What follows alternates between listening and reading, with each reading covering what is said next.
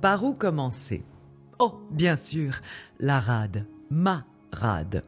Les plus grands hommes du monde me voulaient, les rois me rêvaient. D'ailleurs, c'est Vauban qui fut le premier à proposer l'idée d'une rade artificielle en découvrant Cherbourg. Non, attendez, on remonte peut-être un petit peu trop loin là quand même. Alors, juste pour vous planter le décor, n'est-ce pas? Disons qu'entre la fin du XVIIe et celle du XIXe siècle, se rêve, se dessine et se construit la plus grande rade artificielle du monde ici à Cherbourg. Voilà. Elle est inaugurée par Napoléon III en 1858.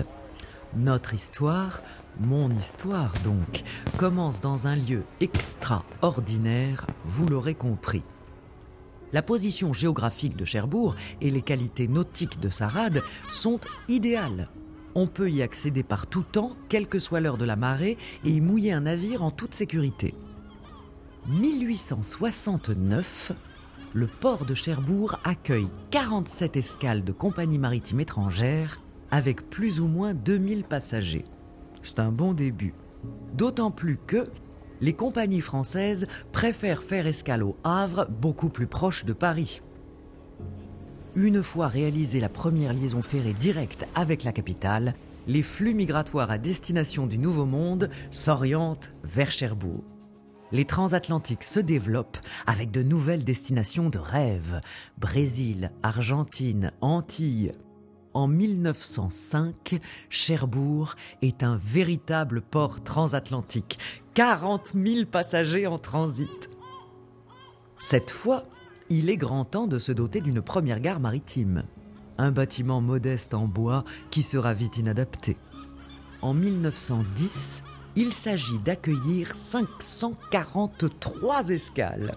Les compagnies sont principalement anglaises, la Cunard, la White Star et la Royal Mail, mais aussi grecques, belges, suédoises, américaines, canadiennes et allemandes. Les passagers embarquent et débarquent sur des petits bateaux vapeur qui font la liaison entre le port et les paquebots. On les appelle des transbordeurs. Le 10 avril 1912, deux d'entre eux, le Nomadic et le Trafic, transbordent 281 passagers jusqu'au prestigieux paquebot de la White Star Line, le Titanic.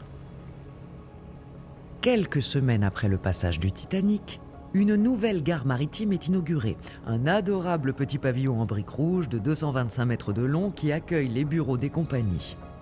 Les émigrants à destination des Amériques doivent subir des contrôles sanitaires avant leur embarquement, plus 12 jours de quarantaine. Un premier centre les accueille en 1921.